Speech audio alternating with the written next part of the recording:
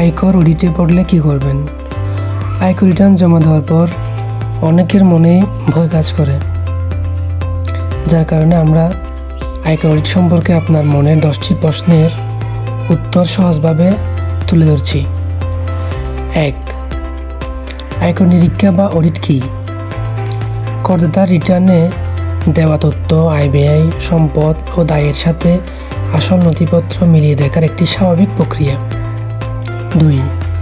নিরীক্ষায় পড়া মানে কি কর ফাঁকি? একদমই না। এটি কোনো শাস্তিমূলক ব্যবস্থা বা কর ফাঁকির অভিযোগ নয়, বরং একটি নিয়মিত তথ্য যাচাইকরণ। 3. কর অডিটে পড়তে পারেন। যে কোনো করদাতা রিটার্ন এনবিআর-এর স্বয়ংক্রিয় পদ্ধতিতে অডিটের জন্য নির্বাচন হতে পারে, তবে আয় ব্যয়ে অসামঞ্জস্য বা বড় অঙ্কের অস্বাভাবিক লেনদেন থাকলে বিশেষ নিরীক্ষা হতে পারে। 4. নোটিশ পেলে প্রথম কাজ কী? মনোযোগ দিয়ে নোটিশটি পড়ুন।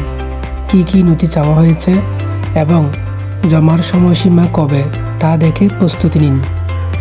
প্রয়োজনে আপনার আয়কর কনসালটেন্ট বা আইনজীবীর পরামর্শ নিন। 5. কী কী কাগজপত্র লাগতে পারে?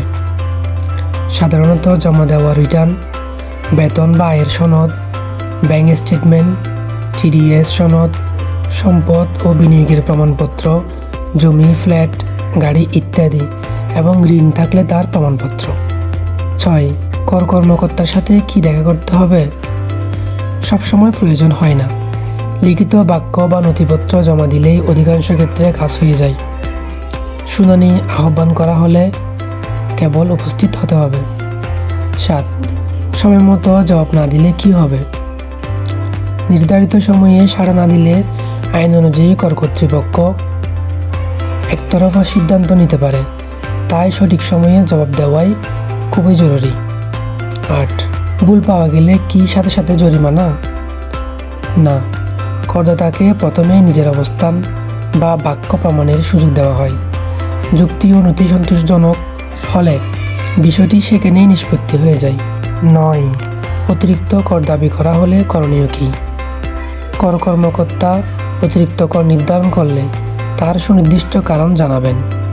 আপনি তা মেনে নিয়ে পরিশোধ করতে পারেন অথবা সিদ্ধান্তের বিরুদ্ধে আইনি পদক্ষেপ নিতে পারেন। 10.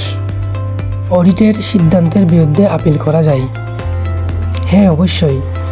এনবিআর-এর সিদ্ধান্তের সাথে একমত না হলে আইন অনুযায়ী নির্দিষ্ট সময়ের মধ্যে আপিল করার পূর্ণ অধিকার রয়েছে। ভয় না পেয়ে সঠিক নথিপত্র গুছিয়ে রাখুন এবং সচেতন থাকুন। এমন আরও তথ্য জানতে ফলো করুন আইন পাঠচক্র। ধন্যবাদ সবাইকে।